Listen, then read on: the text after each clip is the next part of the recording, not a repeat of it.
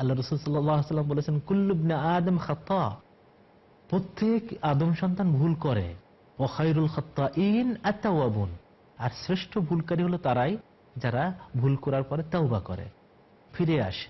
মহিলা সাহাবাদের মধ্যে আমরা এই গুণটাও দেখতে পাই, যখনই ভুল করতেন আল্লাহর দিকে ফিরে আসতেন।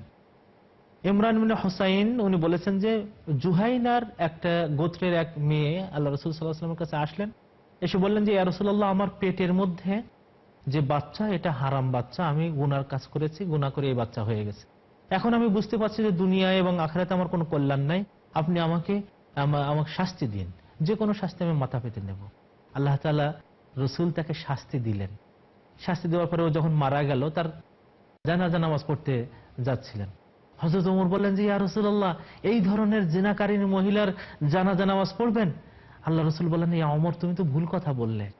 জিনাকারিনী ছিল সে যখন জীবিত ছিল, তার যখন তওবা হয়ে গেছে, তার তওবাটা হলো এমন, যদি তুমি মদিনার সমস্ত মানুষের তওবাগুলো এক জায়গায় রাখো আর এই মহিলার তওবাটাকে এক জায়গায় রাখো, তারপরেও এই মহিলার তওবাটা বেশি হয়ে যাবে, ভারী হয়ে যাবে। আপনারা চিন্তা করে দেখেন যে সে নিজে জানে যে আমি মরে যাব, আমি এই বিচার হলে আমি বাঁচবো না, তারপরেও সে তওবা করতেছে, তওবার পথ বেছে নিচ্ছে। মানুষের জীবনে ভুল হবে, ত্রুটি হতে পারে, কিন্তু তওবার পথটা বেছে নেব আমরা। সাহাবাদের জীবন থেকে কিন্তু আমরা এটা জানতে পারতেছি। আমাদের উচিত হবে এই পথে চলে, সাহাবারা যেভাবে জীবনযাপন করেছেন এই পথে চলে, জান্নাতটা খুব নিকটে আসবে আমাদের ইনশাআল্লাহ।